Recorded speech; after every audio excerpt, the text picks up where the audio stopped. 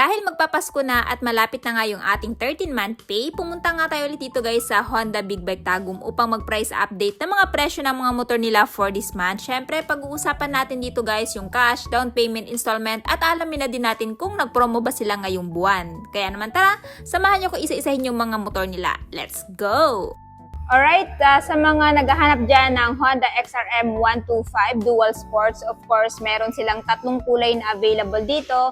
Meron silang black, ayan, meron din silang red black at syempre yung blue black. Pwede din ito gamitin sa off-road dahil nga, ayan, nakaspec na din yung gulong niya at the same time, pagdating sa handlebar, naka-naked. Ayan, meron din siyang knuckle guard dito, pagprotekta sa knuckle nyo habang nag-off-road ride kayo.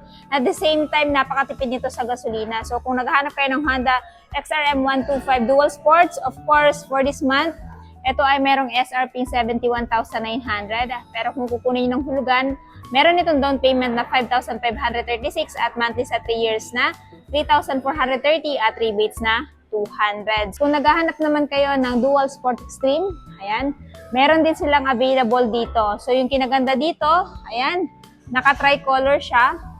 Aside sa blue, meron din siyang, ayan, lining na maroon at the same time, may white din siya. So, sa mga mahilig sa ganitong kulay at naghahanap kayo ng Dual Sports Extreme, ayan, meron si Honda Big Bike Tagum available dito na isang unit. So, again, matipid din to sa gasolina at the same time, maganda tong motor na to, entry level pang off-road, no? Pwede din itong gamitin pang araw-araw since matipid din to sa gasolina. Or kahit pa long ride nyo pa, pwede to. Kasi alam naman natin, basta Honda yung may gawa, ayan, di kalidad. So, kung interested kayo dito, ito ngayon ay may presyong 75,400. Ayan, down payment is 5,806 at monthly sa 3 years na 3,591 at rebates na 200. Ayan, so pili na lang kayo dyan ng bracket. Meron silang 1 year, 2 years, up to 3 years. So, depende na lang sa inyo kung ano yung gusto nyo magiging monthly dito kay Honda. Ayan, XRM Dual Sports Extreme. Next, kung naghahanap naman kayo ng, ayan, Honda RS125 Road Sports. Of course, meron din silang dalawang color variant na available dito. Aside sa gray, black, ayan, red combination, meron din silang matte black.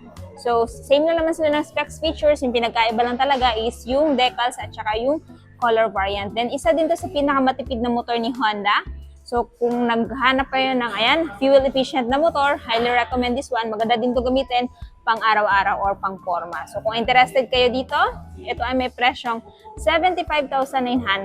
Pero kung kukunin nyo ng hulugan, down payment is 5,844 at monthly sa 3 years na 3,614 at rebates na 200.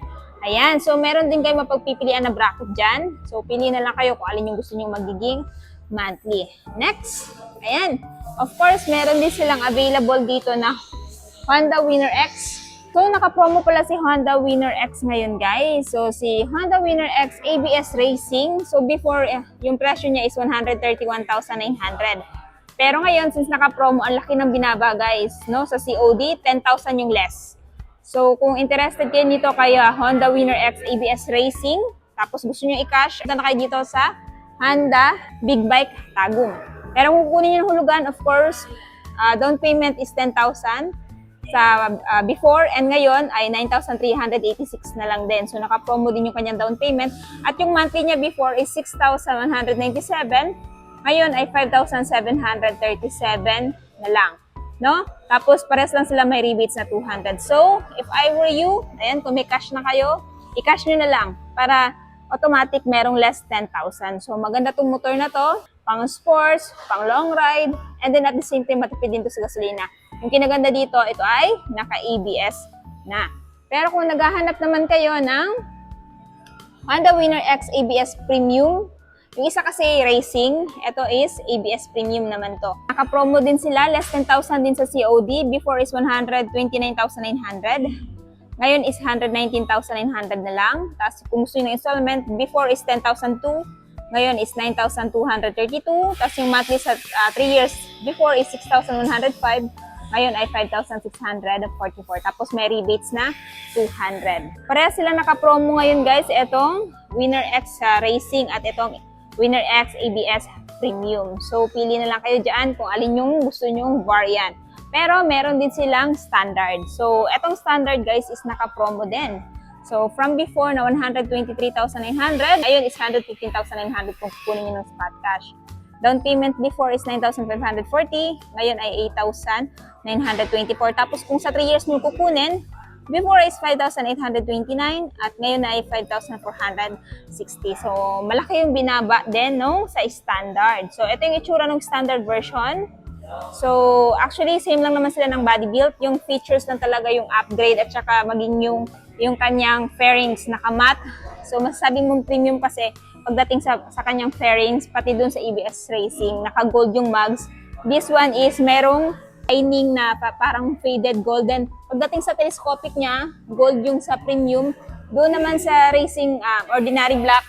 So, nakakilis din yung standard, maging yung premium at saka ABS Racing. Yan.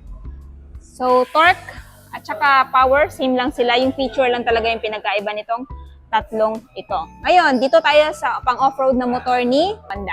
Meron ako nakitang bagong modelo ng Honda CRF 300L. Kung natatandaan nyo, nakapag-review na tayo nung old version nito. Pero itong bagong version, wala pa. Just comment down below kung gusto nyo ito gawan ko ng review. So for the meantime, itong si CRF 300L, sa presyo muna tayo. So if ever interested kayo dito sa 2025 model na CRF 300L, ito ay may cash price na 269,900. Pero kung gusto nyo ng hulugan, down payment is 20,782 at monthly sa 3 years na 12,554 at rebates na 200. So, etong si Honda CRF 300L, yung una ko talagang napansin sa kanya, no, is yung decals niya. And at the same time, this one is parang ano na yata ngayon, bibilhin na yata ngayon. No? So, buti nakapag-view pa tayo nito before pa ito i-release today. So, dito tayo sa side profile niya. Ayan yung itsura niya, guys. So, this one is street legal, guys. Ano? Ayan, fully digital instrument panel pa rin. Ito yung mga buttons and switches niya. Yung switch off activated. Ito yung hazard. Meron din siyang hazard electric start. Tapos, ito naman yung sa kabilang side. So, naka-inverted na yung suspension niya sa front. Naka-dual pat piston brake caliper na din yung kanyang braking system sa front. Tapos, naka-single disc. And then, napansin ko lang din dun sa kanyang disc brake, guys. Napaka-astig, no? Napaka-angas. Tapos, sa likod, naka-single disc din. Comment down below kung gusto nyo ito gawan ko ng full review. Sa mga naghihintay ng bagong modelo nitong Honda XR 150L, finally meron na dito sa Honda Big Bike Tagum. Hindi lang isa, kundi dalawa. Actually, dalawang color variant yung available dito. Meron silang black at meron din silang white. So, yung mapapansin mo talaga, of course, yung decals. At syempre, yung kanyang bagong digital instrument panel. Kasi before, it is analog pa. Pero ngayon, upgrade na ni Honda, ginawa niya ng digital. Ayan. So, ito yung kanyang look. Apakaangas, no? Actually, i-review ko to kaya abangan nyo sa second upload ko. Meron ng review nitong si XR150L. So, ito yung kanyang side profile, guys. And then, pansin ko lang dito, no? Kakaiba na yung kanyang engine dito. Oh, plastic pala to. So, plastic to, guys, ano? Ito lang yung metal. So, mayroon lang siyang paint na silver. Pero apakaangas pa rin, no? Na may ganitong design dito. Kasi doon sa old version, walang ganito. And at the same time, yun yung kanyang carb. Napakatipid din sa gasolina nito si XR150L, kaya kung naghahanap kayo ng entry level na pang off-road na motor na matipid sa gasolina, I highly recommend this one also. Ito yung black. Then ito yung kanyang side profile. So kung interested kayo kay Honda XR150L, meron siyang SRP 96,900. Pero kung gusto nyo ng hulugan, down payment is 7,461 at monthly sa 3 years na 4,539 at rebates na 200. So, same na sila ng presyo nitong puti. Pili na lang kayo, it's either itong black or itong white. Of course, syempre hindi mawawala si Honda CBR 150R. Meron pa silang unit na available dito, isa. Ayan, so ito yung kanyang front look, side profile, napakaangas na entry level na sports bike ni Honda. So, eto guys, for this month, of course, this one ay may presyong. Spot cash is 183,900. Down payment is 14,160. At monthly sa 3 years na 8,594 at rebates na 200. So, kung naghahanap kayo ng entry level na sports bike ni Honda, meron silang isang unit na available dito. Na-review ko na to, check nyo na lang sa aking channel. Alright, sa mga naghahanap naman dyan ng PCX 160, still meron pa silang isang unit na available dito, yung old version. Ito yung may ABS at TCS. So, alam naman natin si PCX 160, napakaganda nito gamitin sa long ride kasi comfort yung binibigay. Nakapag-drive na din ako ng PCX 160 nung pumunta ako sa Kaibiyang Tunnel. Ayan, comment down below sino nakapunta dito sa Kaibiyang Tunnel. Ito yung unit na dala ko, kaya naman masasabi kong fuel efficient, comfort, at durability, power, and torque yung binibigay din niya nito. Tapos, relax talaga siya gamitin sa long ride. No? So, kung interested kayo nito, of course, this one ay may presyong 149,900. At cash pero kung gusto nyo hulugan, of course, down payment is 11,542 at monthly sa 3 years na 7,027. Isa din sa napakagandang feature nito, aside sa meron siyang charging port, meron din siyang malaking under-seat storage na 30 liters plus ABS and TCS. Pasok na talaga ito sa isa sa mga importanteng hinahanap nyo sa isang scooter. Pero kung naghahanap naman kayo ng kuya ni Honda Click, of course, meron din silang Honda Click 160. So, si Honda Click 160, magandang gamitin motor pang araw-araw, pang long ride, papasok sa school or sa trabaho. So, kung interested kayo dito, of course, ito ngayon ay may presyong spot cash is 116,900. Down payment is 9,000 kung kunin nyo ng installment at monthly sa 3 years na 5,506. Of course, meron din siya rebate sa 200. Pero kung naghahanap naman kayo ng Honda Click, of course, meron din silang available dito na Honda Click 125. This one is 2025 model. 2025 model din to. Kung mapapansin nyo, napaka-minimalist lang din kasi wala na siyang decals, kundi emblem lamang na Click.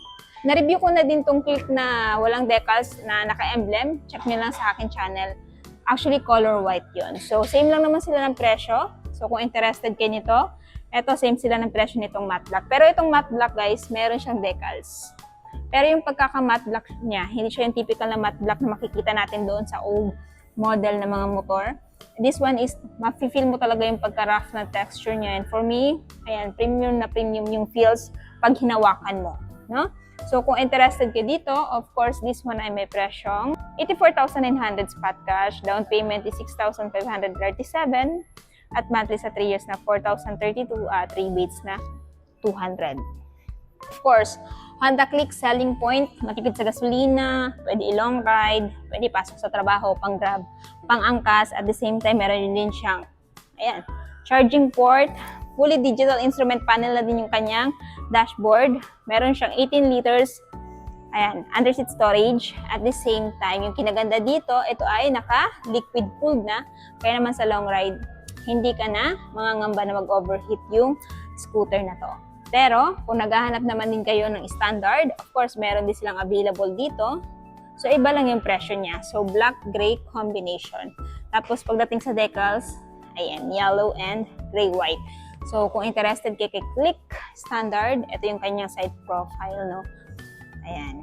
So, yung motor natin is gray and I love this color, guys. So, kung interested din kayo dito, presyo nito ay 81,900. Pero kung gusto nyo installment, down payment is 6,306. At monthly sa 3 years na 3,893 at rebates na 200. Ayan. Sa mga naghahanap naman dyan ng Honda PCX 160 standard, meron din si Honda Big Bike Tagum na available dito, color white. Na-review ko na din ito. I-check nyo lang sa akin channel kung gusto nyo ng detailed review ko nito. So, for the meantime, dito na muna tayo sa presyo niya. This one is yung white color. And sa mga nagtatanong, this one ba is naka-ABS? Nope, hindi po siya naka-ABS. So, ngayon, ito yung presyo niya. Spot cash is 154,900.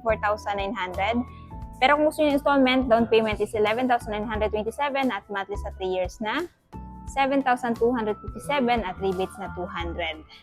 Ayan. Pero kung naghahanap naman kayo ng Honda ADV 160, meron din silang matte red at matte black na available. So, pili na lang kayo dyan ng color variant. Same lang naman sila. Merong ABS, TCS, charging port, malaking under seat storage na 30 liters, at syempre, fully digital instrument panel na din ito. At saka matipid din to sa gasolina. Ayan. So, dito tayo sa presyo niya. Of course, this one ay may presyo 166,900. Down payment is, ayan, 12,851 kung kunin nyo ng installment at monthly sa 3 years na 8,502 at rebates na 200. So, this one is magandang motor na pang long ride. Tsaka pwede din siya sa off-road. Kasi tingnan nyo naman guys, naka-semi-black tire din itong si ADB 160. Ito yung kanyang side profile. Diba? Pero kung naghahanap naman kayo ng electric vehicle scooter, of course, meron din silang unit na available dito. So, ito yung bago na dating nila. So, comment down below kung gusto nyo ito gawan ko ng review, guys. Si Cube E. So, si Cube E, yung presyo niya is 240,000. Tapos, kung gusto nyo ng down payment or installment, 18,480 yung down payment. Monthly sa 3 years na 11,179 at rebates na 200. So, ito yung presyo ni Cube E. So, ito yung kanyang front look. Naka-LED na yung kanyang headlight. Then, pagdating dito sa side profile niya, malawak yung footboard. Tapos, meron na din siyang abang for bracket. Yan, metal. Tapos, fully digital na din yung kanyang instrument panel. And of course, siya po ay naka-keyless system. O, diba? Ganda. Tapos, ito yung kanyang underseat. So, no, wala pala siyang underseat kasi battery pala to. Meron kayong lagayan dito ng battery, dalawa. Tapos, ito lang yung kanyang underseat storage capacity. Pero kahit ganun pa man, since meron siyang abang na bracket for top box, walang ka-problema dahil pwede kayong maglagay dito ng top box. Next, kung naghahanap naman kayo ng EM1E, meron din silang available dito. So, sa headlight, naka-LED. Turn signal, naka-LED. Then, sa kanyang footboard, mas malawak yung footboard niya kumpara kay Cube E. Tapos, naka-fully digital instrument panel din. And then, ito yung high beam, low beam, standard, econo. So, para sa fuel consumption, electric. Tapos, pagdating dito, meron din siyang abang na bracket for top box. So, meron din siya generous seat cushion. So, kung naghahanap kayo ng electric vehicle, of course, merong available sila dalawa.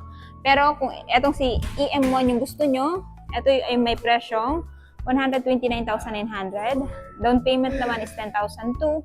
At monthly sa 3 years na 6,105 at rebates na 200. Sa mga naghahanap naman ng motor na pwede mong gamitin pang pasada, pang araw-araw, ayan, meron silang available dito na Honda TMX Supremo. This one is 150cc. Of course, meron silang isang unit at color variant na available which is red.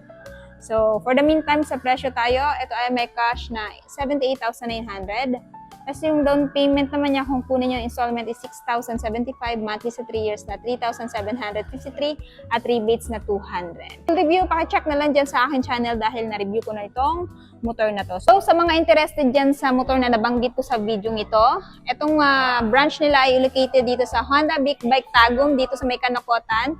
Katabi lang siya halos ng Kawasaki Crib Tagum. Ilalagay ko na lang yung full address dyan sa screen, sa description box para mas makapag-inquire kayo regarding sa mga motor ni Honda. So, ayun na nga guys, natapos na nga natin ikutan yung mga motor ni Honda. Alin sa mga motor na napakita ko sa video nito, yung natitipuhan yung bilhin.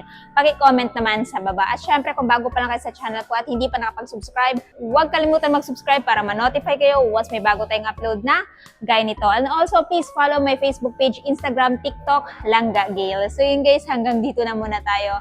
Ride safe and peace out!